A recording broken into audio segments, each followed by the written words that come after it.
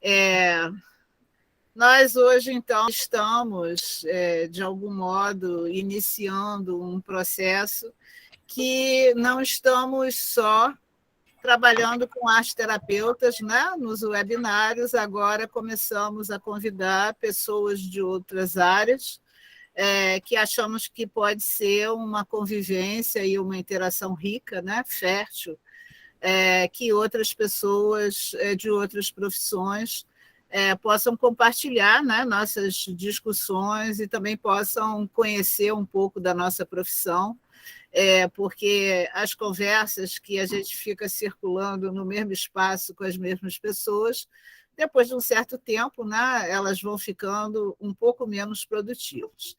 Então, hoje nós temos convidados que não são arteterapeutas, né, que são muito bem-vindos com suas outras experiências, e nós vamos nos encontrar no universo da arte, né? Eu vou começar as apresentações, depois eu vou passar para a Sandra, né, para ela continuar. Então, eu vou começar com um convidado nosso, que é o Gustavo Serafim, né? E o Gustavo Serafim, ele não é arteterapeuta, né? Ele é formado em Direito, ele é mestrando em Mediações e Culturas, né, por uma universidade lá do Paraná, não é isso? E ele é cofundador de um instituto que é muito, muito, muito interessante, que se chama Urdume, e aí eu trouxe aqui, ao contrário, sim, eu tenho todas as revistas impressas do Instituto Urdume, tenho também as que não estão impressas. E assim, essa revista tem uma pesquisa excelente, né, na área do trabalho com fios, do trabalho têxtil, um material muito interessante para nós, arteterapeutas.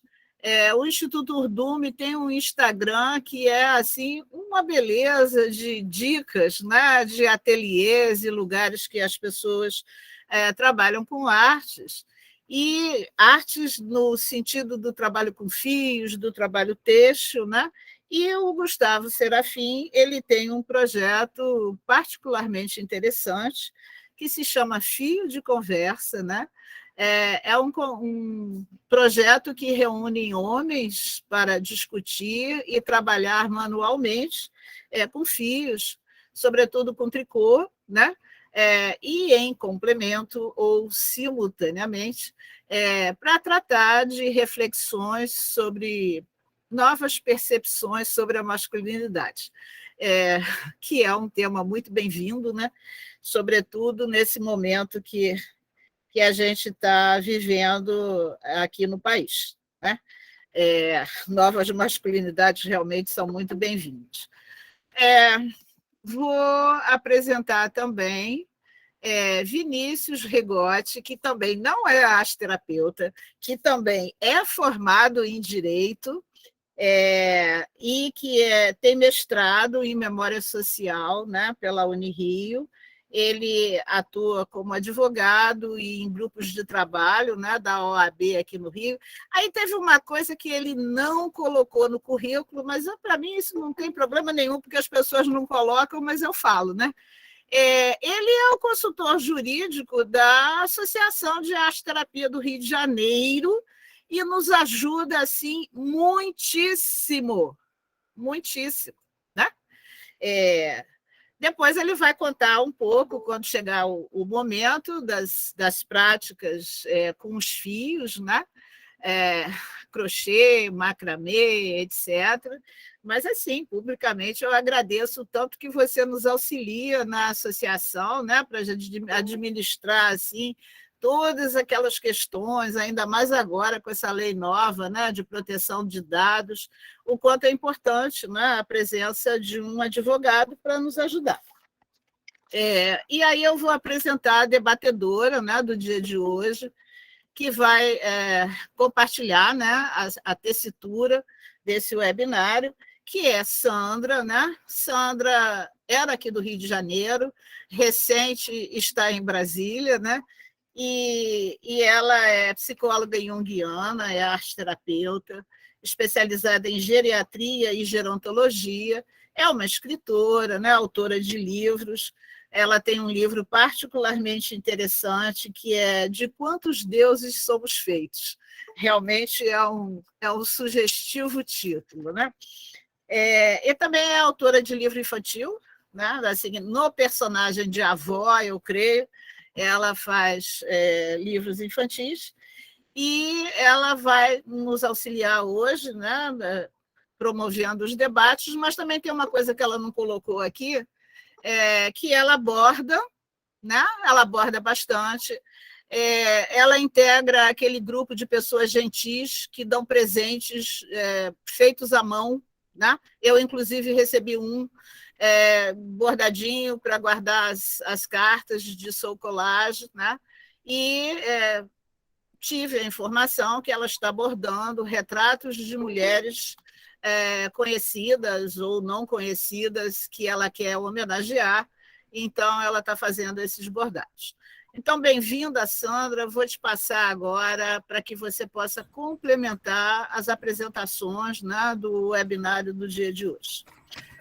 Boa noite a todos. Eu estou, em primeiro momento, eu estou muito honrada com o convite e quero fazer assim a apresentação, nada menos, nada mais do que da professora Ângela, que todo mundo conhece, mas é uma honra apresentar o currículo dela, né? Ela é arte-terapeuta, psicóloga, diretora da Clínica Pomar, de arte-terapia, é presidente da ARGE, da Associação de Arte-Terapia do Rio de Janeiro, é mestre em criatividade pela Universidade de Santiago de Compostela, na Espanha, é doutora em ecologia social pela EICOS, na EFRJ.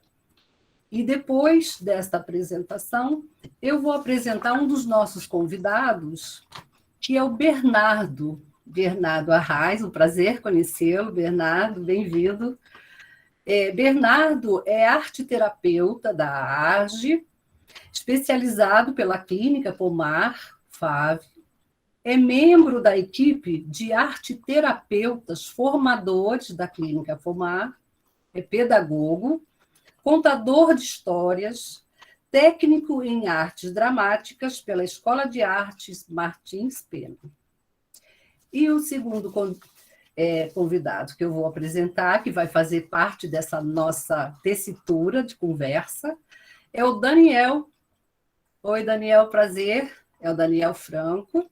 Ele é formado em artes visuais, especialista em cultura afro-brasileira pela FIJ, pós-graduado em arte-terapia pela Pomar FAV, atua como professor de arte no Colégio Brigadeiro Newton Braga, no Rio de Janeiro. E uma coisa interessante, que ele ministrou uma oficina com um tema muito sugestivo. Gostei muito do seu tema. Os Fios que Contam História, bordando seu mito pessoal, uma jornada heróica. Ele apresentou no 13º Congresso Brasileiro de Arte-Terapia, no Balneário Camboriú, em 2018. Feito isso, eu volto a palavra para a professora Ângela. Então, nós vamos começar com uma questão para todos vocês, tá? E também com o tempo que a Sandra vai, assim, muito bem organizadamente, ela vai administrar. Vou tentar. E, assim, a gente tem uma pergunta para todos, que é que vocês nos contem um pouco qual foi o impacto de vocês se expressarem, né, utilizarem essas práticas expressivas com fios em suas vidas e também nas interações, né? Assim, como vocês percebem que são vistos, né? Ou eram vistos pelos amigos, pela família, pelo pessoal do trabalho, enfim. Nesta peculiaridade, né, para o nosso país, que é bordar, fazer crochê, fazer tricô, etc. Então, nós vamos abrir um espaço para que, num primeiro momento, vocês compartilhem um pouco sobre isso. Eu devolvo a palavra para a Sandra, porque ela vai cuidar de administrar o nosso tempo. Né? Então, eu quero pedir assim, a palavra de quem quiser começar com essa resposta, né, sobre esta primeira pergunta da professora Ângela. Bom, primeiramente, boa noite a todas e todos. É um prazer, obrigado pelo convite, Ângela. É um prazer estar aqui com vocês, num espaço tão acolhedor e que traz temas tão relevantes para a gente conversar, né? Eu, apesar de não ser da arte-terapia, não ter formação na área, eu até estava pensando hoje, pensando um pouco nessa conversa, como de certa maneira, eu acabo praticando algum lugar de arte-terapia nas minhas práticas, né?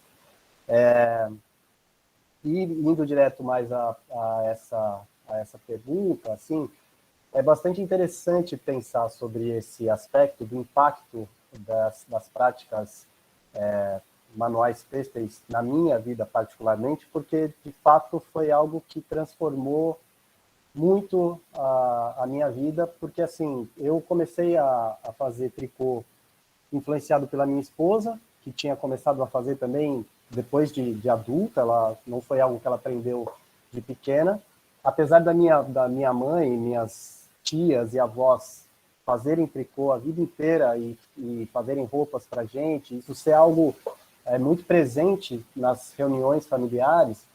Eu, por ser menino, nunca fui ensinado o tricô, nunca aprendi, nunca fui ensinado pela família, né?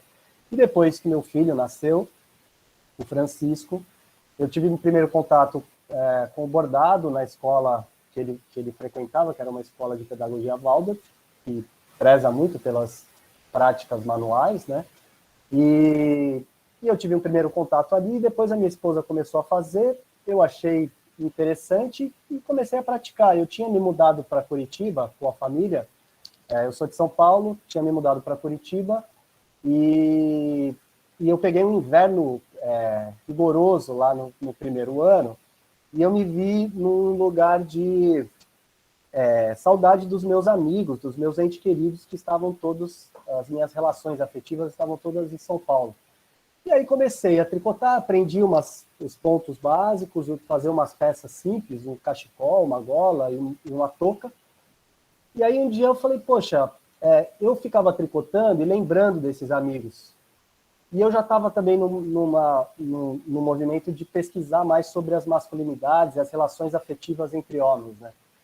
E entre mulheres também, mas enfim, em tema das masculinidades. E aí eu comecei a tricotar lembrando desses amigos e falei, bom, eu vou fazer presentes para esses amigos. Eu comecei a tricotar toucas e golas. Depois que eu tricotei, pensando e rememorando as nossas vivências, e depois que eu terminava a peça, eu escrevia uma carta contando um pouco dessa experiência que eu tive e lembrando de momentos afetivos, e mandava esse presente pelo correio. E eu comecei a fazer isso como uma prática. E eu fiquei impressionado com a reação desses amigos ao receberem esse presente, esses presentes, a surpresa deles em um ato tão simples de demonstração de afeto. Primeiro, que tem a questão de ser uma prática que é muito relacionada ao universo feminino, né? As artes manuais têxteis, historicamente, são relacionadas ao feminino. Então, o homem praticando isso e enviando um presente com uma carta, lembrando esses momentos, foi algo que tocou muito esses amigos, e eles me ligavam e me contavam, assim, de como foi receber, que foi algo que eu fiquei surpreso, assim, eu não sabia que ia causar um impacto tão grande. E foi muito interessante, porque em algum lugar a gente reconstruiu a nossa relação de amizade por conta disso, assim, porque a partir desse momento eu me expus de alguma maneira, né? E eu abri muito mais espaço para uma troca de outro lugar com essas pessoas, com esses amigos. Isso foi muito, muito interessante, né? Sandra, se eu começo a falar, eu não sei quanto tempo eu tenho, e aí eu também não quero me alongar muito e roubar. Você tem mais 1 minuto, se você quiser. Tá bom, mas só para fechar, como uma primeira experiência, foi isso. Aí, a partir disso, eu criei o fio da conversa, e aí depois eu posso contar mais um pouco, que daí foi um outro lugar e de experiências e práticas também muito interessantes relacionadas aos fios. Sim, claro.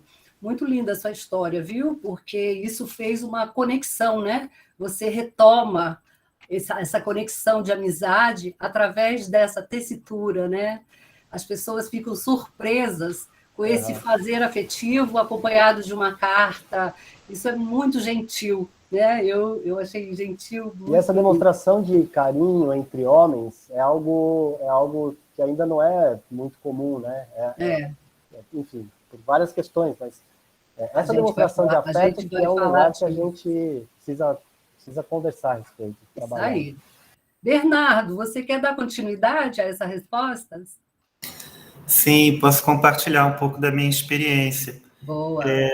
Como alguém que sempre viveu assim envolvido com as artes, né, desde que eu me entendo por gente, então eu sempre fui meio que um ponto fora da curva na família por essa própria relação já muito presente, né? De modo que o bordado em si, né, nesse momento da minha vida, não causa estranhamento às pessoas mais próximas, porque é algo que eu venho... o bordado é novo para mim, mas a arte em si é algo que faz parte da minha identidade, como meio de expressão pessoal, né?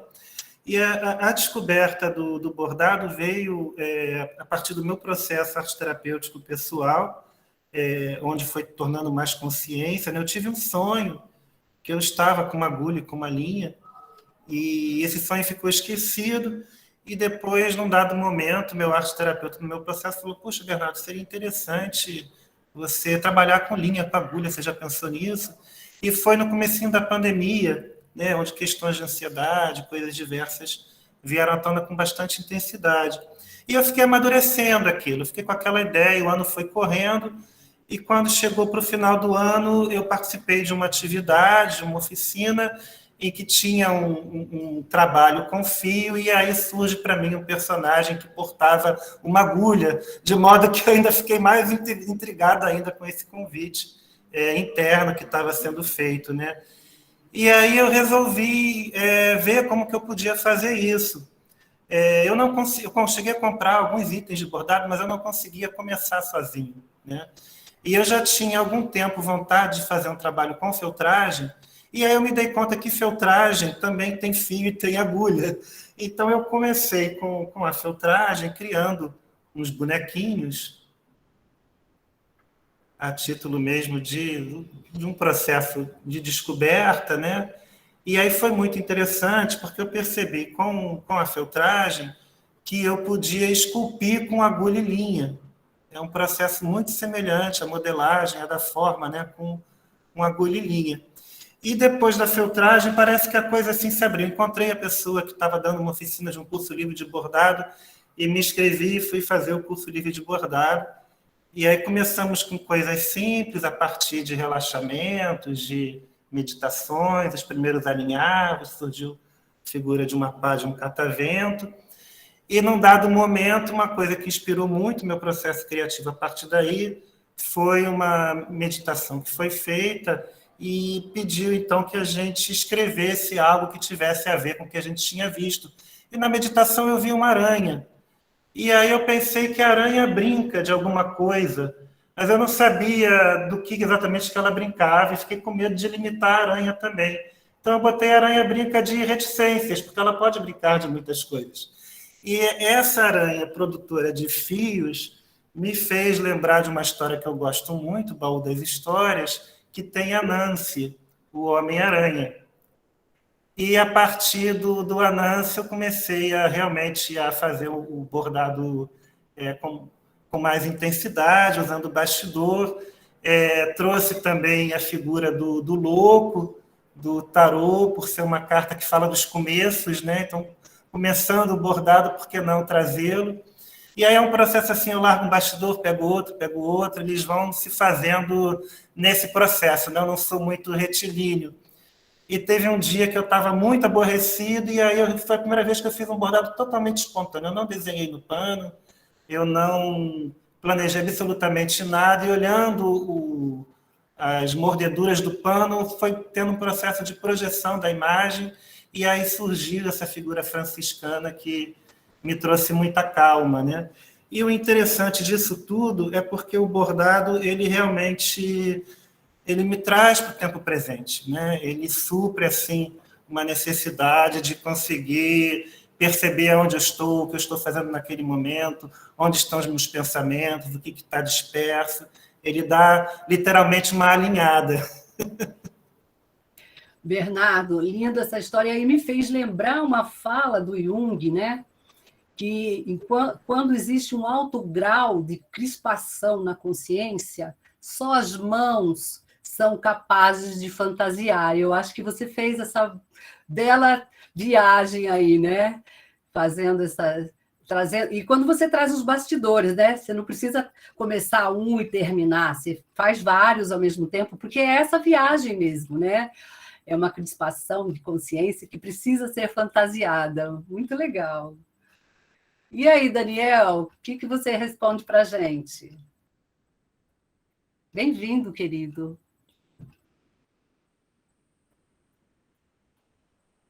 Daniel? Pronto. Certo.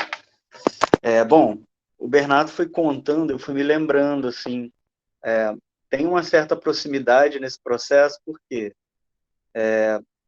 tirando a diferença que minha avó era costureira, então eu via ela fazendo todo esse processo de costura, né? As mulheres da família, eu lembro de alguns momentos. E aí eu fui na faculdade fazer um trabalho, que era um poema do Jorge Luiz Borges, sobre pescar algo, uma luz na escuridão. E eu me arrisquei a trabalhar costurando e misturando com desenho, né? Mas aquilo ficou adormecido, e também na formação de arte-terapia que eu fui experimentar de novo o bordado. Eu fui passeando, assim, primeiro eu me lembro que a gente trabalhou com a Talagás, trabalhando com fio de lã, e como eu não conhecia muito, então eu lembro que quando eu fui bordar com outros materiais, eu estava bordando com agulha para lã. E aí eu lembro que eu furava muito o tecido, então tinha uma coisa ainda meio agressiva no processo. Mas, curiosamente, pelo que o Bernardo falou, também para mim apareceu a imagem da aranha, eu passei pela aranha. A Penélope, eu fiz um trabalho fazendo essa ligação com a Penélope. Então, assim, curiosamente, tem um caminho, né, arquetípico. Trabalhar com os fios tem um caminho arquetípico. Eu me lembro também que a gente chegou a trabalhar também criando os personagens, né? Eu criei um andarilho, depois criei uma raposa, né? Então, assim, o bordado foi passeando um pouco por outras linguagens. O olho de Deus, que eu não conhecia, fui fazendo, e também experimentei alguma coisa de feltragem. Eu não tenho tanta prática quanto o Bernardo, mas eu achei bastante interessante. Mas, para mim, o bordado ele foi sempre uma coisa de poder explorar materiais, bordar escrevendo em tecido, em papel, bordar na folha, no feltro, e trazer muito essa coisa da cor, como a cor ela pode dizer. Mas, assim, você tinha lido na hora do currículo sobre o Colégio Brigadeiro Newton Braga. O que é o Colégio Brigadeiro Newton Braga? Um colégio da aeronáutica. Então, lá tem um projeto que, por muita força dos professores e das professoras, trabalha-se a questão afro e indígena. Então, eu fiz uma oficina, fiz 3 vezes, né? Uma oficina em que trabalhava os artistas negros, tanto mulheres quanto homens, e propunha para os alunos bordarem. Na última vez que eu fiz esse projeto, eu trouxe um pouco da experiência que eu tive na oficina lá de Balneário Camboriú, que eu trabalhei, na verdade, eu trabalhei com a história do Anansi, que o Bernardo falou que bordou o Anansi, eu falei, realmente, apareceu. E aí eu fiz uma espécie de meditação com os alunos também, em que eles buscavam internamente um guia, né? E foi bem interessante, assim, eles relataram que encontraram, uma falou, encontrei uma coruja, outra falou, encontrei uma velha sábia. Então é interessante como esse processo ele é ativador de muitas coisas. Então, de alguma maneira, eu não tenho um projeto grande como o Gustavo, mas de alguma maneira, dentro do meu âmbito educacional, eu procuro trazer, para além da minha prática cotidiana, ou da minha vontade como criador de arte, de artista, eu trago também como um educador. E aí realmente é um romper desses estereótipos, de que o bordado é só para mulher, ao bordado, quem borda só é uma coisa feminina demais, não tem outros âmbitos. Então isso é um pouco desse panorama, né? A gente vai lembrando, conforme vai falando, vai lembrando um pouco de cada desse caminho bordado, vamos dizer assim. É isso aí. Então, essa sua fala também é bastante interessante, porque você me fez lembrar muitos personagens mitológicos, né? E na mitologia você citou Penélope, né? Mas tem Aracne, né? A Aracne, que é a aranha, que a Atena transforma ela em aranha por conta de uma competição de bordados, né? Então, essa coisa da aranha, da tessitura, e a Nancy também é uma lenda linda, eu gosto muito desse Homem-Aranha também. Então, a gente tem muitos elementos arquetípicos, né? E para explicar da onde vem isso para a gente, que são imagens que a gente vai constelando, né? E isso vai começar a fazer sentido, né? Teve uma fala aqui de alguém só falando do Bispo do Rosário, né? O Bispo do Rosário foi um grande bordador, ele teve aquelas capas, ele se comunicava pelas bordados dele, né? Então a gente vê o quanto que este bordado, esse fazer com fio, seja de cá, seja de lá, né? A gente não tem sotaque, a gente tem a arte do fazer, né? Eu acho isso muito, muito rico. Vinícius, prazer, tudo bem? Você pode responder para a gente?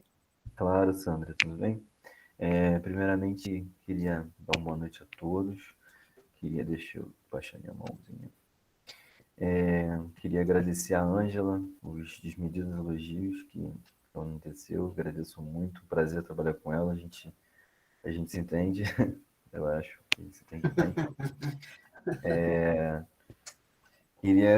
Queria dizer também que quando ela me apresentou o projeto do Gustavo, posteriormente ela contou também um pouco do trabalho do Bernardo, do Daniel, mas o trabalho do Gustavo eu fiquei encantado. Eu fiquei encantado porque me remeteu a mim mesmo de 20 anos atrás, que foi quando eu comecei a ter a minha relação com os fios, né?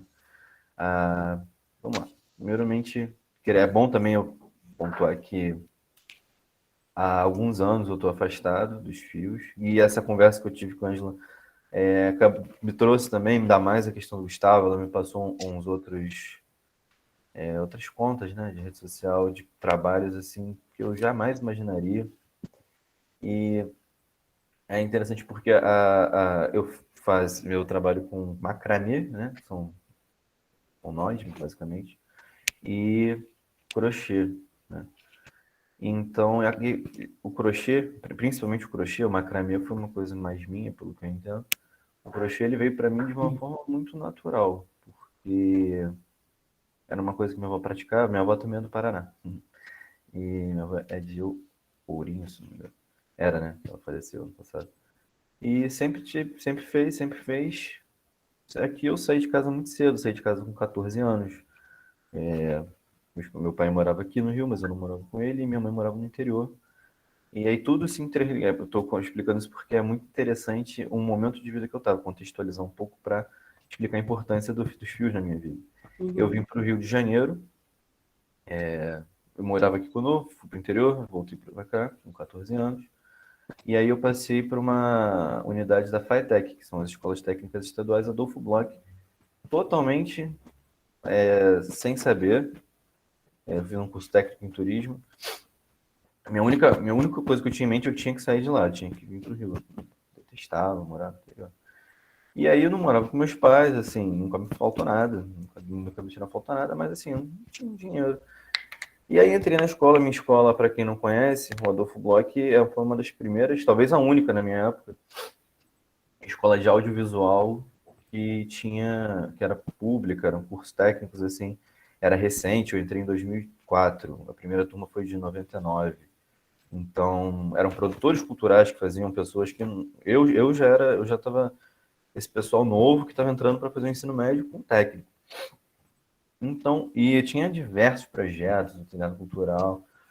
E ali foi sempre, ali é um celeiro para mim de amizades para a vida toda. E ali eu via, mas assim, da mesma forma que era uma coisa mais cultural, a gente era banhado nessa questão de machismo estrutural, de sexismo estrutural, e assim. E um belo dia, eu vi minha avó fazendo, eu falei, isso dá fio, isso dá samba. Vou começar a vender na escola. Vó, me ensina aqui. Ela me ensinou 3 pontinhos ali, eu fiz uma touca. Falei, vou fazer uma graninha. Aí comecei. Nunca, vou ser bem honesto, inicialmente, nunca considerei um tino artístico, uma coisa linda igual vocês.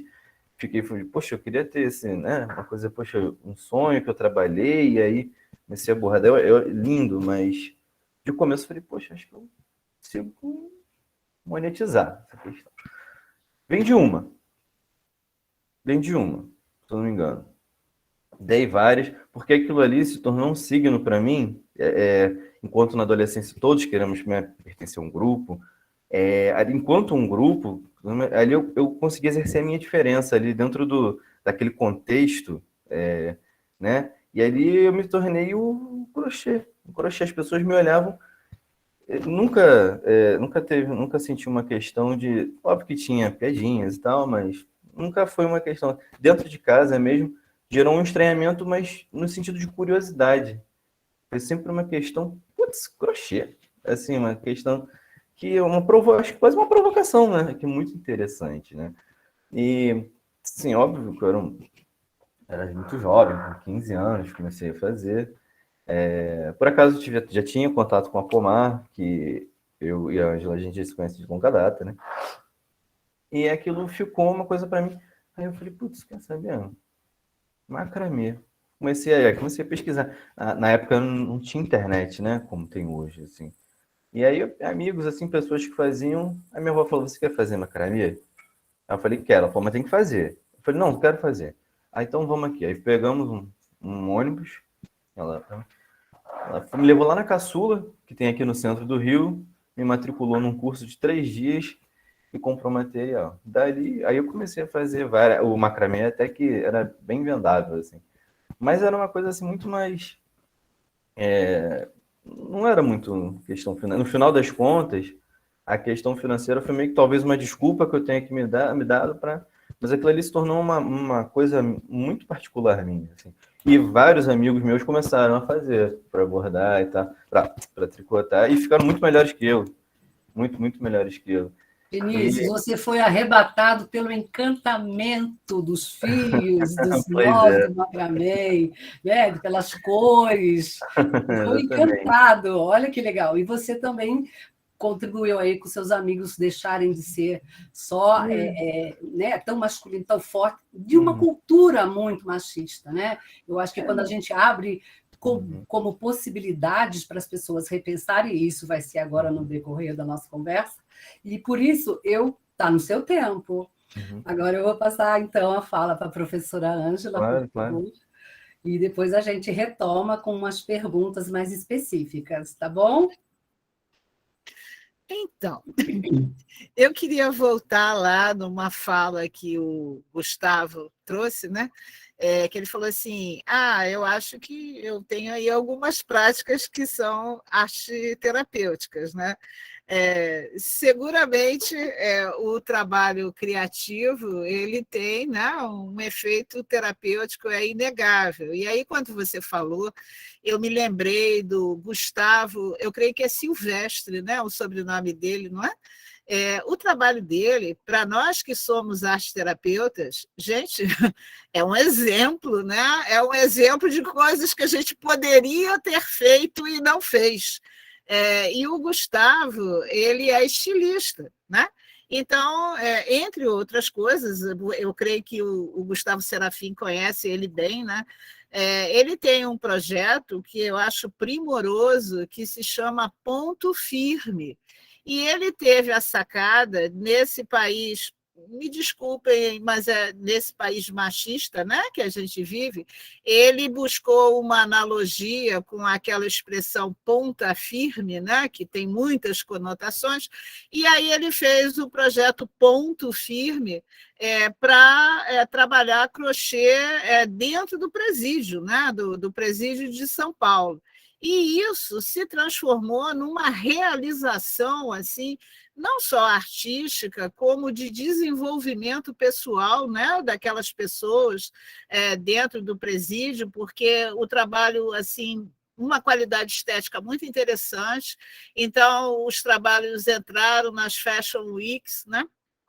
E esses homens se viram qualificados publicamente e se viram também capazes de fazer alguma coisa sancionada, né, pelo coletivo. Então, eu fico me perguntando assim, por que a gente, como arteterapeutas, né, não se lembra de intervir nesses espaços, né, na medida que a gente tem um arsenal de estratégias para fazer uso, né, dessas estratégias todas. E quando o Vinícius começou a falar, né, das reminiscências, né, que foi bem aí uma partilha de reminiscências. Sim, nós nos conhecemos há muitos e muitos e muitos anos, e essa escola que Vinícius se refere é uma referência na América do Sul, né? Uma escola pública pouco conhecida, né? Que tem uma história muito peculiar, porque essa escola foi criada pelo Adolfo Bloch para os funcionários dele, só que ele faliu, né? E ele precisou entregar uma escola muitíssimo bem montada, primorosamente bem montada para o governo estadual, né? Assim, enfim, eu sei que passou a ser uma escola técnica, né? E se conseguiu manter a excelência da escola, né? Não sei se em outra escola ele ficaria em paz para fazer as coisas com a tranquilidade que ele pôde fazer, né? Era uma coisa que a gente conversava um pouco, né? Quando a gente estava lembrando, porque era realmente uma escola de excelência, né? Não sei como está agora, mas durante muito tempo foi considerado. Pois a falta de dinheiro realmente é uma complicação, né? Mas durante muito tempo foi uma escola de referência aqui na América do Sul, então havia um espaço aberto, né, para o processo criativo de uma maneira peculiar, né? E aí, assim, eu recebi, já vou fechar, Sandra, que eu tenho que passar, né? Eu recebi de presente de uma cliente minha um vídeo de uma escola de ensino médio na Finlândia. Aí vocês podem dizer, tá, podia dar um exemplo de um outro lugar? Não, vou dar um exemplo do vídeo que eu ganhei de presente, né? E aí, no ensino médio, os alunos têm aula de tricô, né? E junto com as aulas de tricô, eles têm aulas de como colocar roupas na máquina de lavar e fazer a máquina de lavar funcionar, né? E tirar a roupa de forma adequada. E eles recebem uma lista de supermercado e uma quantia para administrar, que faz parte da aula. Eles têm que se deslocar ao supermercado, fazer a compra adequada, trazer depois os gastos e mostrar como eles puderam administrar. Creio que há coisas para a gente pensar, né? Não vou me estender mais, não, mas eu creio que há coisas, né? No âmbito das possibilidades digamos assim, novas para se exercer a masculinidade, se pensar a masculinidade, talvez a gente tenha, passeando aí pelo mundo, algumas coisas para aprender, né? Estou devolvendo para você, Sandra. Tá bem.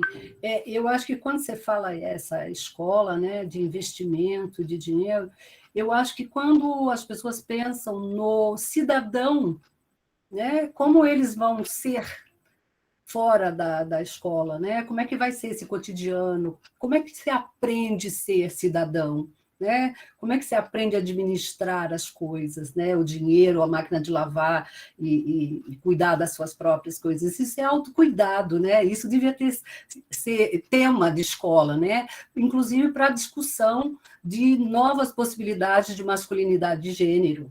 Né? E eu queria saudar, pegando a fala do Vinícius, queria saudar, antes de começar com as perguntas, saudar os ancestrais, porque eu também aprendi a bordar com a minha mãe. Minha mãe era bordadeira, minha mãe fazia meus vestidos cheios de bordados, de florzinho, de casinha de abelha, parecia aquelas bonequinhas vestidas, entende? Então, assim, eu aprendi muito cedo a tricotar, né? E bordar, e isso para mim é um agradecimento que eu tenho que fazer, saudar os nossos ancestrais, né? que deixam isso como para a gente produzir com afeto, para dar de presente para os amigos, para fazer um bordado para a professora, como eu fiz, e para fazer tudo isso que eu estou fazendo agora, que são os retratos das professoras, mulheres importantes da minha vida. Né, que é uma homenagem. Bom, a gente tem uma sequência assim, né, desse encontro, e eu tenho uma pergunta, eu vou começar com o Daniel, sabe, Daniel? Eu queria que você contasse um pouquinho desse sonho, dessas visualizações que você teve, né? Você se viu bordando num tempo antigo, com uma agulha de osso. Como é que isso se desdobra depois com você na sua vida? Como é que você pode contar um pouquinho dessa experiência? Bom, foi uma das primeiras vezes que eu fui bordar, foi na Pomar mesmo, e me veio essa imagem. Eu estava bordando e veio assim, né? Não foi nem como o Bernardo teve, não foi no sonho, realmente veio assim. Eu como um homem das cavernas, bordando com uma agulha de osso. E assim, né, me fez pensar, eu falei, caramba, né, porque você vê tantos contos, histórias, sempre a mulher como a bordadeira, a figura da mulher. E na visualização, assim, o homem das cavernas, né, vamos dizer assim, o mais, entre aspas, bruto de imagem que seria, né, vamos dizer assim. Então, me impactou bastante. Aí eu comecei a pensar muito no bordado, não só como uma coisa do feminino, mas até comentei, né, algumas vezes na Pomar, conversando sobre bordado, que o bordado ele tem muito do masculino, porque a agulha é como uma espada, né? E você fura, você marca, você traça. Por um lado, tem um aspecto, exagerando, vamos dizer que um pouco violento, mas ao mesmo tempo eu tô pensando aqui muito, que eu trabalhei essa semana com Ogum, e é como, né, o agricultor que cava a terra e vai abrindo caminho, né? Eu acho que esse aspecto assim do bordado traz muito esse centrar, e ao ver essa coisa do masculino reforça uma coisa assim. Eu não estou deslocado, vamos dizer assim, porque muitas das vezes quando eu ia fazer uma oficina de bordado, era só eu de homem. Só eu de homem, enquanto tinham mais mulheres. As mulheres aceitavam numa boa, mas no primeiro momento causava um certo estranhamento. Então, assim, ao ter esse sonho, foi meio que talvez um respaldo, e hoje pensando, um respaldo também para trazer uma coisa muito de concretude, né, de fazer, né, para eu sair de uma coisa, talvez de uma aquarela, de uma pintura que é muito mais diluída, para algo do fio, que é marcado, você coloca ali o ponto, você perfura, tem um caminho, né? Então, me vem esse sentido. E, como você falou, essa coisa da experiência, me veio essa coisa de Ogum mesmo, né? De usar a ferramenta, até o próprio Hefesto, né? Que é aquele que marca e cria através daquelas marcas. Né? Isso desdobrou, talvez na época eu não tenha entendido muito, mas pensando aqui, repensando esses caminhos, eu fiz essas conexões, né? A gente, como arte-terapeuta, sempre vai abrindo camadas e camadas da imagem, e não seria diferente de uma visão, né? Então foi um pouco isso. Quem sabe eu descubra mais coisas. Eu penso, completando essa sua fala, que é muito legal, vindo desse mundo onírico, né, essa imagem para você, mas a gente pode pensar nesse processo de ânima, né? Você realmente começa, então, a conhecer essa ânima que está dentro de você e que, por algum motivo cultural, né, o homem vai se afastando, vai ficando simplesmente robusto demais e esquece, né, dessa parte mais ânima mesmo, né, de estar mais conectado com isso, né? Muito legal, Daniel. Essa sua experiência é bem legal. Agora eu vou fazer uma pergunta para o Gustavo. Bem, a partir das suas investigações e práticas sobre masculinidades e relações de gêneros, é possível rever estereótipos de gênero e prática de masculinidades mais justas? Como? Como é que você tem visto isso? Olha, sem dúvida que é possível, porque esses estereótipos, eles são historicizados, eles são construídos socialmente, e essas ideias que nós temos do que é relacionado ao feminino e do que é relacionado ao masculino, são ideias que são construídas nas práticas, nos discursos, e aí a gente percebe como essas referências, ao longo da história, elas transformaram também. O que nós temos como referência hoje do que é masculino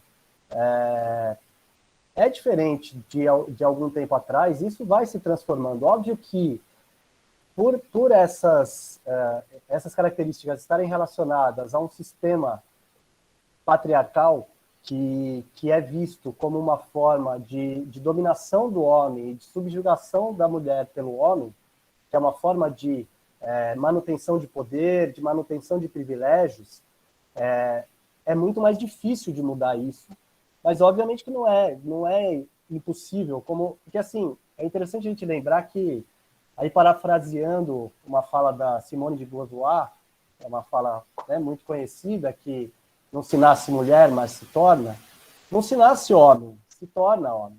É exatamente a mesma coisa.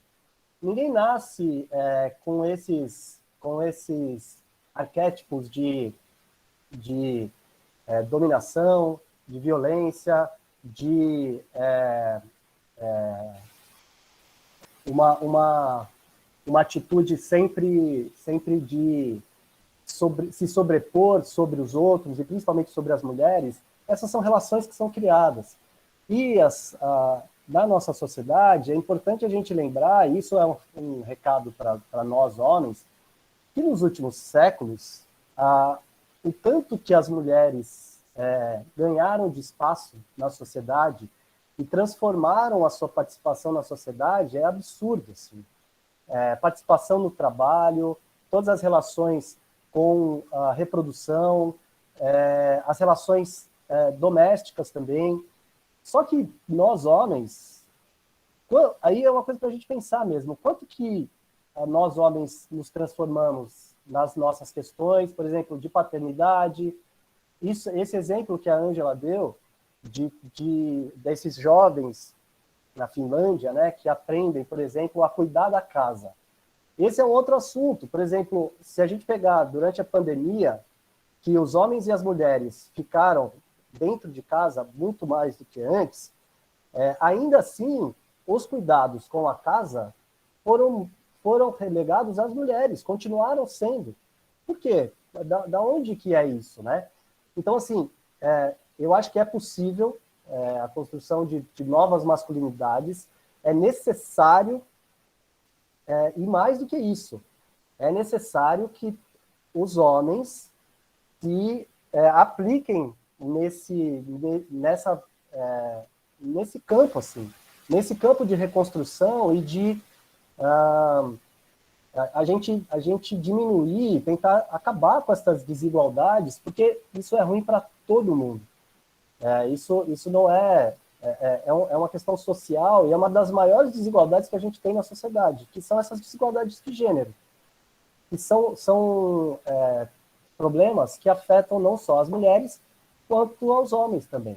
Porque aí é isso, tipo, o que se entende por masculinidade, por padrão do que é ser homem numa sociedade, limita absurdamente as possibilidades de individualidade de nós homens. E isso obviamente que é ruim, né?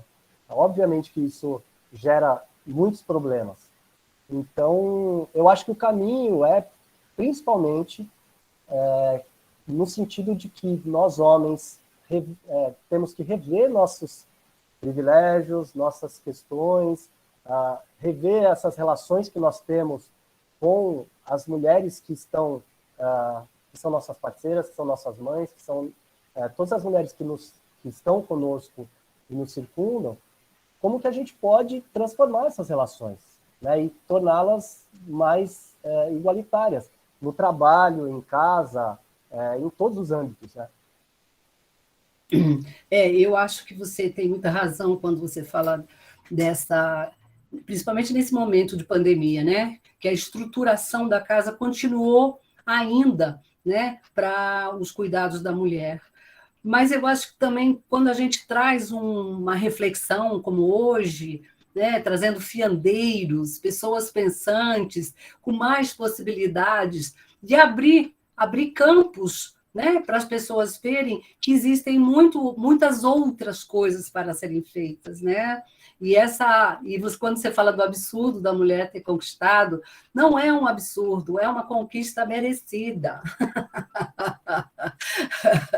Né? As mulheres ainda vêm construindo aí, passo a passo, um Muita novo luta, né? para elas, assim Muita como o luta. masculino precisa reconstruir um novo lugar, porque isso que a gente vem repetindo, a gente já sabe que fica entre guerra dos sexos, né? Não tem essa fala, essa performance de guerra dos sexos, não é isso, né? Eu acho que a gente tem que ampliar realmente essas reflexões e trazer isso para o nosso dia a dia, trazer isso para que a gente vivencie, experiencie as possibilidades. E vocês, como referência, trabalhando com tricô, crochê, fiando, bordando, e mostrando isso, uma nova linguagem de comunicação.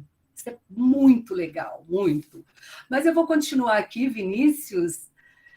Vinícius, como vem desenvolvendo sua prática criativa com os fios em crochê e macramê? Né? Como você está vendo essa atividade que você veio desenvolvendo desde a adolescência, né? Conte um pouquinho, como é que você vem desenvolvendo isso hoje? Né? Você começou lá na adolescência, na escola, aprendeu com a avó, mas como é que você vem hoje praticando isso e como é que você se sente fazendo isso, né? É uma linguagem de comunicação. Então, como é que você vem fazendo? Conta pra gente. Então, Sandra, hoje, como eu estava falando, eu estou me reaproximando dessa questão dos fios, do crochê do macramê, mas é complicado falar depois de uma pessoa que fala tão brilhantemente, né? Como o Gustavo acabou de falar. Mas eu só queria, de repente, fazer uma contribuição humilde, no sentido de que a relação que toda a construção, toda a minha construção enquanto pessoa, a partir dos fios que eu trabalhava, como me permitiram, e claro, também o ambiente que me cercava, principalmente o ambiente escolar, sempre pontuando a importância fundamental do Adolfo Bloch da Escola Técnica Estadual do Adolfo Bloch na minha vida. Aquele ambiente plurifacetado, você tinha pessoas das mais diversas categorias, classes sociais, enfim, foi uma explosão para um garoto de 15 anos. E é como esse ambiente me permitiu, talvez mais do que em outros ambientes, eu perceber e construir minhas relações com mulheres e homens, assim, a gente percebe muito entre homens, assim, que tem até outro dia eu me deparei com um texto que fala muito que a masculinidade tóxica, ela é de certa forma um afetivo, não sei se é essa palavra, porque os homens acabam se relacionando com mulheres, basicamente sexualmente ou socialmente, mas um homem não tem a capacidade de admirar uma mulher como ele admira um homem, amar uma mulher como um amigo. Todo mundo fala, cansado, quem nunca ouviu assim, a amizade entre homem e mulher não existe, porque não existe, entendeu? E assim a gente repensar. Outra coisa que eu cansei de ouvir mulheres falar a minha vida inteira, falar assim, homem só ouve homem, né? Porque o homem só dá importância, homem falando quanto eu. O patriarcado não é uma entidade incorpórea, o patriarcado sou eu, o patriarcado é o Gustavo, o patriarcado somos nós, né? Enquanto estamos aqui, a gente conseguiu perceber, porque é um trabalho, eu sou machista diariamente, porque todo mundo é machista, nós somos machistas diariamente, mas é um trabalho diário de desconstrução e reconstrução, e pós-construção, e enfim, é um castelo que está sempre sendo montado. Importante a gente, esse espaço aqui que vocês trouxeram, abriram para a gente, fundamental a discussão dessa. Foi dado o nome de novas masculinidades, né? Mas assim, a masculinidade, assim como se entende, só complementando, né? É uma questão que nós, enquanto homens, somos os atores principais. Daqui a ensinar, é muito interessante essa questão da escola que a Angela tinha trazido sobre a escola da Finlândia, só que uma criança vai ser um adulto daqui a 10, 20, 10, 15 anos, né? E a gente tem mulheres sendo assassinadas hoje por conta da masculinidade tóxica, né? Então a gente não pode esperar a próxima geração, nós homens, assim, principalmente, porque não sei se culpa, mas assim, a responsabilidade é nossa, é agora, o amanhã é agora. Então, parabenizar, explicar mais ou menos que a minha relação, essa relação hoje, sinceramente, é uma relação que ficou guardada. Eu tenho todo o meu material ainda, nunca me desfiz, nunca tive desapego de me fazer. E como eu falei, afirmei anteriormente,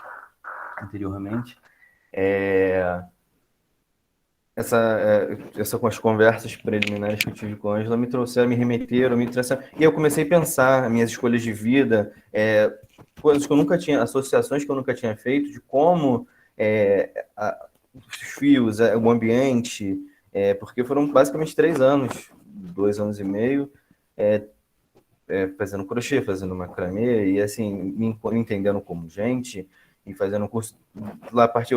Falei que nunca tinha tido, a princípio, um tino artístico, mas a seguir eu fiz uma faculdade de fotografia. Eu trabalhei com fotografia um tempo antes de fazer direito, né? E, enfim, e como todos esses vai e vem, hoje eu percebo que conseguiram, obviamente que milhões de defeitos, milhões de falhas, milhões de coisas erradas, mas como assim eu me permito coisas que eu vejo colega não fazer, de eu chegar e ouvir um amigo falar, olha, isso tá errado, cara, isso não é assim que funciona. Essa masculinidade nos traz uma cultura de acobertamento. Tipo, a questão de a gente, não, ele não é assim, tava bêbado. Ah, não, isso, entendeu? E eu acho muito interessante que a liberdade que eu tenho com meus amigos parece me falar, tá errado, não é assim.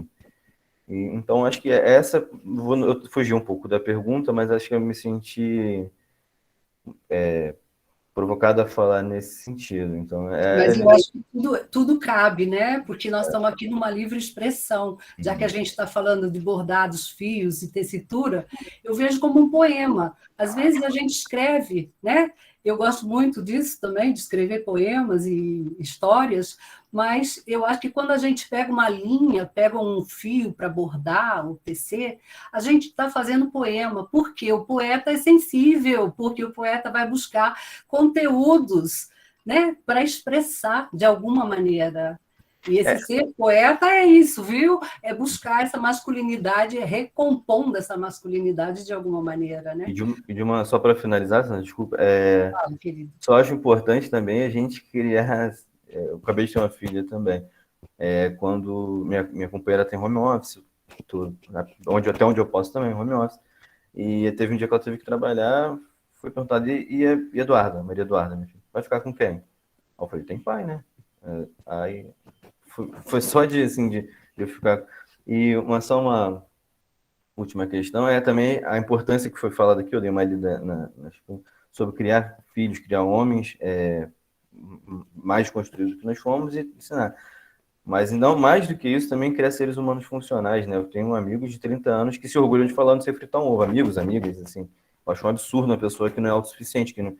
Porra, lavar uma roupa... Assim, óbvio que isso não é aprender na escola. Inclusive, muito embora a Rural, o Setur, né, que é o Colégio Técnico da Rural, tenha na sua grade economia familiar, né? Que é alguma coisa nesse sentido. Não sei como é, mas a minha irmã estudou lá, eu sei que tem esse sentido. Mas é isso, vamos criar pessoas funcionais... e mentalmente não loucas na medida do possível, não problemáticas, assim. Eu queria agradecer. Obrigado, gente. Que lindo essa sua fala, viu? E é isso aí. Com quem vai ficar a criança? Com o pai. Ele tem pai, né? Ah, que legal. Eu achei isso muito... É uma postura, né? Eu acho que é uma questão de postura diante das circunstâncias. Eu acho muito legal. Bernardo, agora eu vou fazer uma pergunta para você. Como está sendo descobrir as novas narrativas em settings terapêuticos, né? Como é que você tem feito para desconstruir e permitir as novas narrativas e favorecer o autocuidado? Você pode contar a sua experiência? Eu tenho pensado muito, né, e percebido que na arte-terapia, a própria materialidade, né, e no caso hoje falando dos fios, né, ela traz uma capacidade de revisão da nossa própria história pessoal, né? Então, é muito comum ao longo do processo arte-terapêutico, da manipulação dos materiais, esses materiais trazerem insights e novas percepções, e a pessoa ela vai reconstruindo, renovando, né, revisitando, recontando a sua própria história pessoal. Isso me faz pensar muito no personagem Anansi, né? E acho que nós arte-terapeutas, nós que nos cuidamos com arte-terapia, nós que fazemos arte de um modo geral, acessamos de alguma maneira esse baú, né? Porque o Anansi, não sei se todos conhecem a história, ele vai até os céus e ele quer trazer para a Terra o baú das histórias que pertencem a Niame, o Deus do céu. Então ele tem que passar por algumas tarefas, ele vence as tarefas e traz o baú para a Terra e abre esse baú e as histórias se espalham, né? E essas narrativas elas têm potências de troca de experiência, né? Então, quando a gente acessa essas narrativas, quando a gente abre esse baú, um pouco como a Nancy, né, em diálogo com essas materialidades, é possível revisitar essas histórias, né? E aí, pensando, inclusive, no tema, né, do masculino, quanto que isso pode ser importante para essa própria revisão, inclusive quebrando um pouco esse risco que a gente vive, né, da história única, né, da falta de diversidade sobre uma história contada sobre o que é ser homem. E, na verdade, existe uma diversidade de possibilidades do que é exercer a sua masculinidade, do que é ser homem, do que é representar seus papéis sociais, né? E aí eu fico pensando quanto pode ser potente, por exemplo, um grupo de homens em arte-terapia para desenvolver uma proposta, né, onde a questão do cuidado, a questão da amizade, a questão dos valores, a questão também dos medos, das angústias comuns, né, as nossas histórias de homens que perpassam, podem ser compartilhadas, e esse núcleo, né, criando uma rede, né, uma teia aí de Anansi, fortalecendo a todos nós, pode ser extremamente salutar e trazer aí essa perspectiva do autocuidado. E quando você fala de Anansi, né, eu queria lembrar os três personagens que ele tem que trazer para Deus, né, que é um leopardo, um marimbondo e uma fada que ninguém vê. E ele consegue, né, fazer de artimanhas, e ele consegue trazer. Quantos de nós, né, não temos que enfrentar os nossos leopardos, nossos marimbondos, e ficar construindo fadas para que a gente possa, né, apalpar mesmo, para poder continuar fantasiando, né? Criando. Porque esse mundo da criação, esse mundo da fantasia, ele faz parte né, da nossa psique. E a gente precisa, então, reconstruir esse lugar, né? Muitas pessoas já têm essa possibilidade, mas quanto o Gustavo traz lá com o Urdume, que eu li todas as revistas, viu? Muito parabéns pela edição, muito legal. Os temas muito interessantes, as papel da revista muito bom, tudo bom. Então, quando a gente visita tudo isso, né, e tem essa possibilidade, a gente tem que mais compartilhar, né? Então, agora eu vou passar a palavra para a professora, por favor, professora. Depois a gente vai para os comentários finais, tá bem? Pois é, Sandra, a gente já está entrando no final da história, né? Mas aí eu vou pegar o ganchinho que você falou da história da revista, que eu não queria me esquecer. Eu estava aqui com um problema, qual página que eu ia mostrar, né? Então, não cheguei à conclusão, mas aqui tem uma página que é de bordado, né? Isso é da revista. E eu estou mostrando, para falar que a revista é toda colorida, né, por dentro. Quem publica sabe o quanto custa uma coisa dessa, né? Então, existe uma campanha na internet para financiar o número 8, né? A campanha está aberta, não façam cerimônia. Depois ele coloca o endereço do Instituto e as pessoas acham a campanha. Economia cooperativa, né? Economia participativa, é uma forma também da gente desconstruir esses paradigmas, né? Das coisas tóxicas. E realmente eu estava ouvindo todo mundo e estava pensando aqui o quanto tem das nossas mãos, né, a construção feminina nessa história. Né? Eu, às vezes, fico vendo nos meus grupos, né, nos cursos, e às vezes eu tenho um aluno, 2 alunos, 3 alunos, nenhum aluno. E eu sempre me pergunto assim, o que foi que a gente não fez para não ter a presença masculina nos grupos? Eu sempre me pergunto isso. E eu acho que existem muitas outras perguntas que precisam ser feitas. Né? Será que uma pessoa acha que uma pia de louça suja é uma responsabilidade unicamente sua? Se ela achar, eu creio que faz parte dessa construção que a gente precisa desconstruir. Eu, de verdade, não acho. Eu posso passar ao largo de várias pias sujas, não é comigo. Será comigo se eu precisar de uma louça limpa e aí eu posso lavar. Agora, achar que eu, a pessoa da casa, sou a única criatura responsável por dar conta daquilo, mas, eventualmente, nós sabemos que algumas pessoas creem firmemente que aquilo é tarefa delas. Não, não é. É tarefa de quem tem 2 mãos, né? Eventualmente não precisa nem ter 10 dedos. Com menos dedos ainda se dá conta. Então, acho que a gente precisa pensar nisso também. O quanto nós temos de construção nessas histórias, né?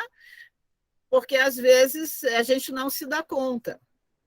Né? Organizar uma casa, por que tem que ser tarefa feminina?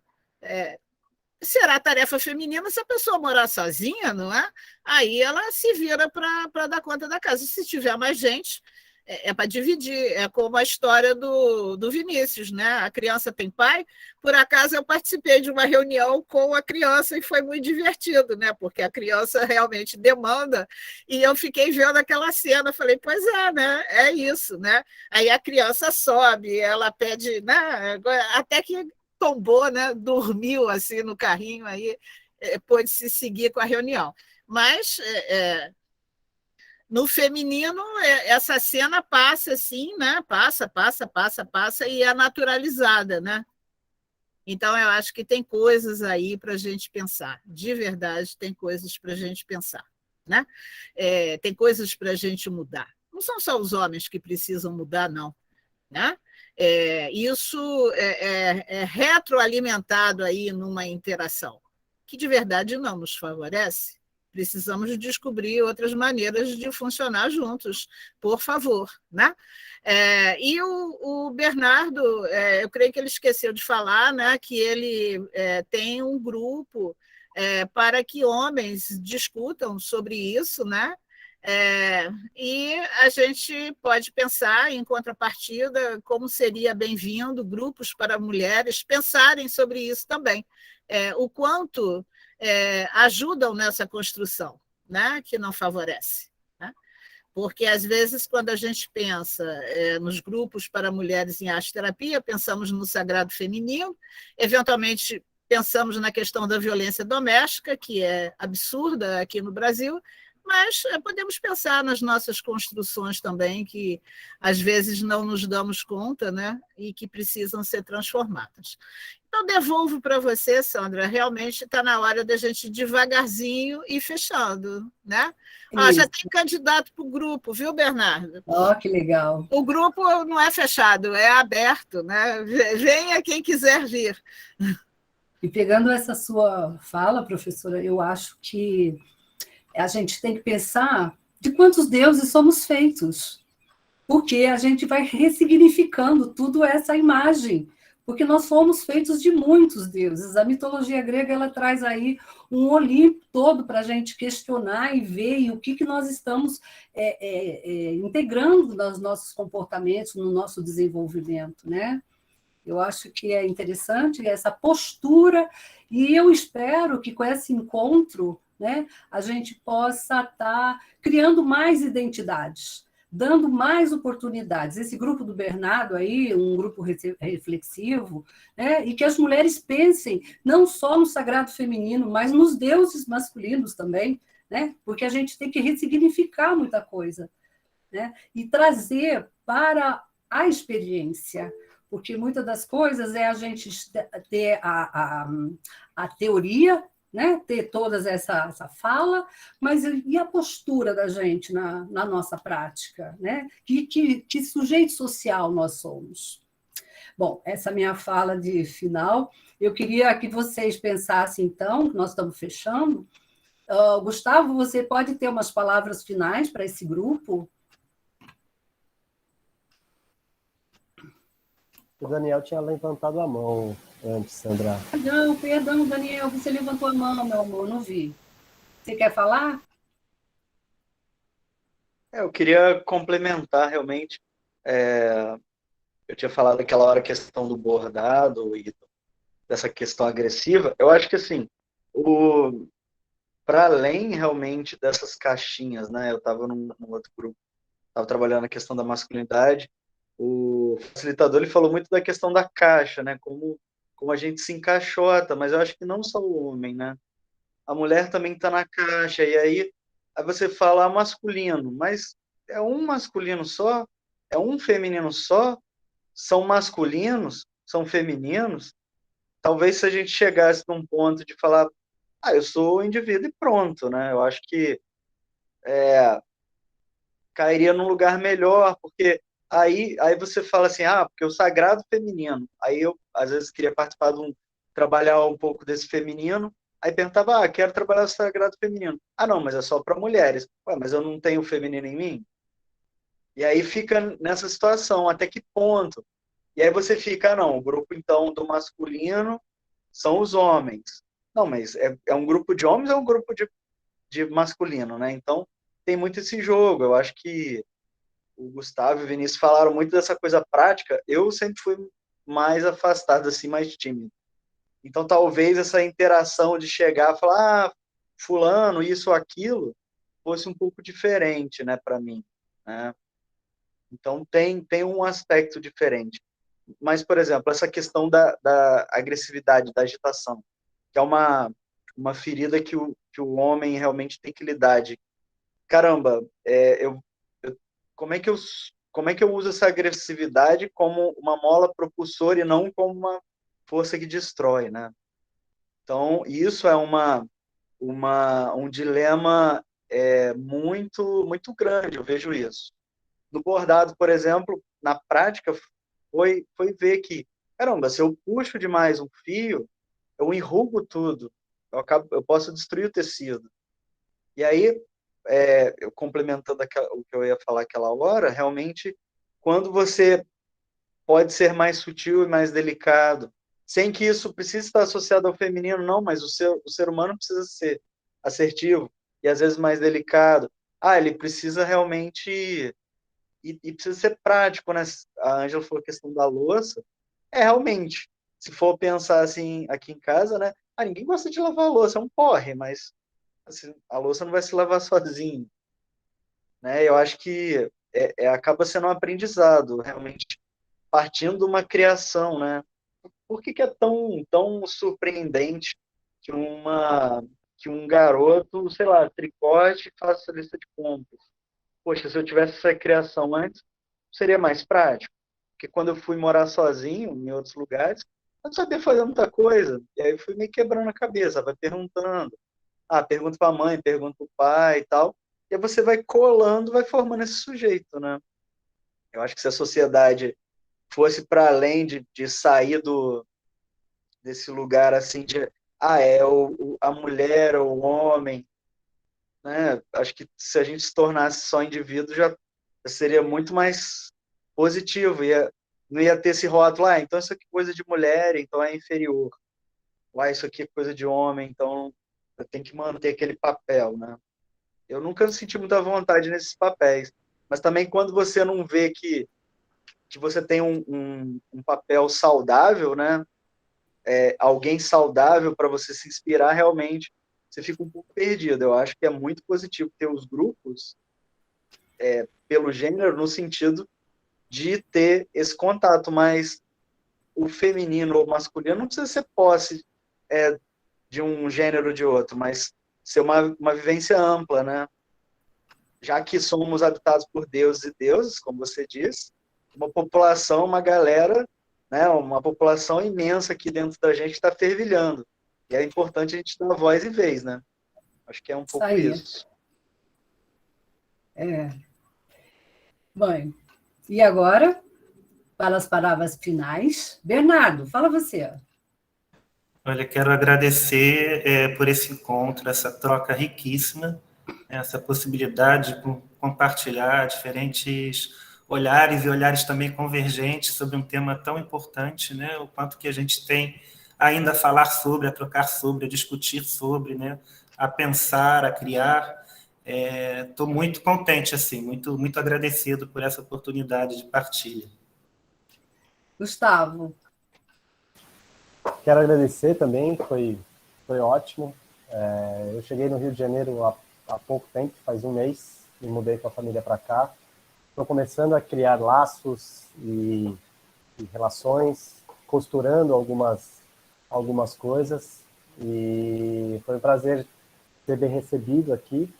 E achei muito, muito interessante o que o Daniel falou, que também está conectado com o que o Bernardo falou e com o Vinícius e vocês falaram, que é essa questão de a gente falar no plural, né? São as masculinidades, as feminilidades, porque não existe esse bloco monolítico, a masculinidade, a feminilidade.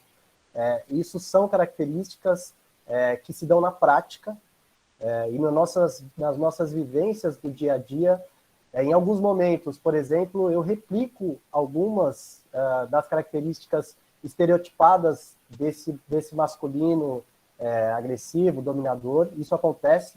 Em outros momentos, como na hora que eu estou fazendo o tricô, eu me aproximo muito mais de características que são entendidas como femininas.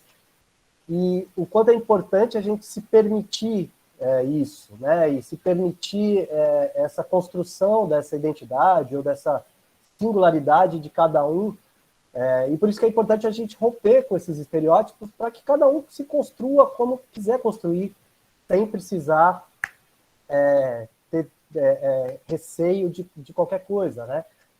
E eu acho que é muito importante a gente olhar para esse lugar de que nós vivemos uma sociedade que é patriarcal, que funciona dentro de um sistema de dominação dos homens principalmente sobre as mulheres e sobre outros homens que não entram dentro desses padrões de masculinidade mais hegemônico. E o quanto é importante a gente também olhar isso, como o Vinícius falou, nas nossas relações com outros homens e com outras mulheres também, a gente atentar para isso, para ir desconstruindo esses. Eu queria só contar uma coisa rapidinho, não sei se dá tempo. Eu vou contar duas. A primeira eu jogo futebol, desde muito pequeno, eu sempre joguei futebol. Então esse ambiente do futebol, que é um ambiente bem carregado dessa masculinidade ruim, assim, eu como tinha começado a tricotar, e aí eu fui no futebol de amigos, pessoas que eu já conheço há um tempo, naquela roda pós-futebol, todo mundo tomando cerveja e falando um monte de bobagens, uma roda grande. Eu falei, vou dar uma provocada. Saquei do meu tricô, estava ali na roda, mas perto, e comecei a tricotar. Aí a roda foi aos poucos silenciando, assim, todo mundo. E aí os caras, começou tirando sarro e tal. Eu, tricoto, cara, qual que é o problema? E aí comecei a desenvolver conversa com esses amigos. E aí é um barato, porque vários amigos me chamaram de canto para contar que, minha tia fazia, quando eu era pequeno, eu lembro, era mó barato. Minha avó fazia, minha mãe fazia também e tal. Enquanto isso é algo tão, tão presente nas nossas vidas, e isso aproxima de algo mais natural, que não tem, sabe, não tem problema nenhum. E vamos misturar essas coisas, porque eu não posso tricotar num ambiente como esse, sabe? Óbvio que eu não ia fazer isso num lugar que fosse muito hostil, eu também tenho cuidado com a minha integridade física, mas enfim. Mas só lembrando de uma outra coisa que você, Sandra, falou, de honrar os nossos ancestrais, eu acho muito importante mesmo isso, principalmente honrando, eu como tricoteiro, honro muito o caminho das mulheres nessa manutenção dessas artes manuais têxteis, mas é muito interessante que eu fiz um colete para o meu avô, o único avô que está vivo agora, e eu fiz uma carta para ele, né, e tal, entreguei para ele, e aí ele ficou super emocionado e ele me confidenciou algo que ninguém da família sabia, que quando ele era pequeno, ele tricotava com as irmãs da Luz de Lampião. E isso, para mim, foi uma coisa de reencontrar com a minha ancestralidade ali, tão bonita e tão forte, assim, que eu não tinha a mínima, nem as filhas dele sabiam, minha mãe não tinha noção disso. Então, assim, como essas artes manuais também nos conectam com a ancestralidade, nos conectam com outras histórias, e o quanto é importante a gente valorizar isso em diferentes âmbitos e diferentes formas de expressão.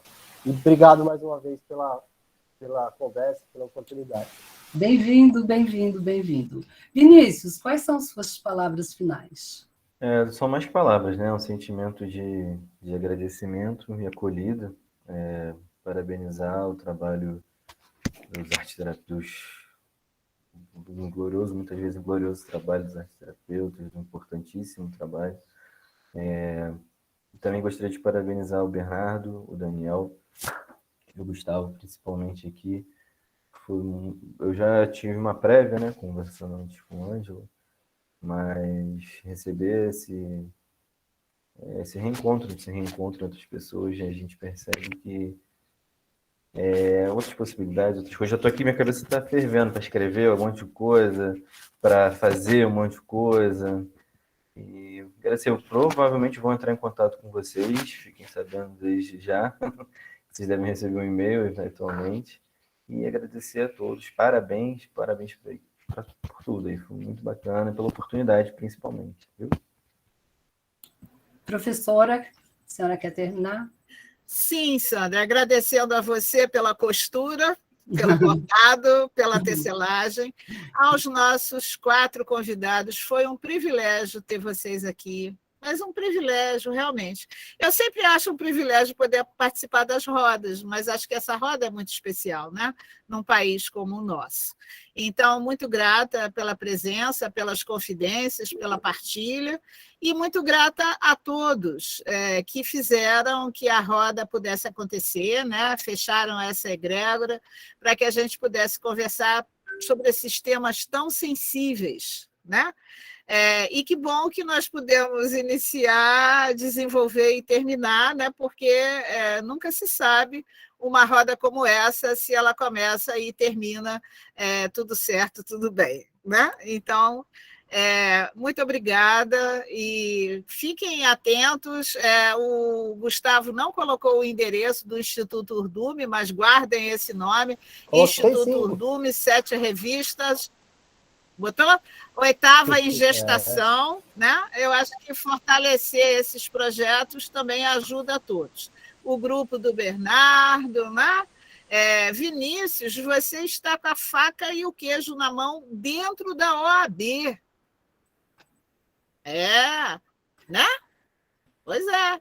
A cada um na sua instituição pode fazer coisas, não é verdade? O Daniel faz lá no colégio militar, né? E assim, fica o desafio para todos os arteterapeutas. Nós podemos fazer muitas coisas, né? Vamos embora fazer, gente. Obrigada. Eu acho que complementando a sua fala, professora, é dizer que nós temos que alargar mesmo esses espaços, né? Alargar, chegar na escola, chegar no grupo, chegar na OAB, chegar no presídio, chegar onde for possível. Mas eu acho que é alargar para reconstruir esses nossos, desconstruir paradigmas, né? E reconstruir tudo isso. Exatamente. Eu estou muito grata, viu, por fazer parte dessa ciranda de fiandeiros, ó. Obrigada. Bye, bye, pessoal. Bye, bye. Até a próxima.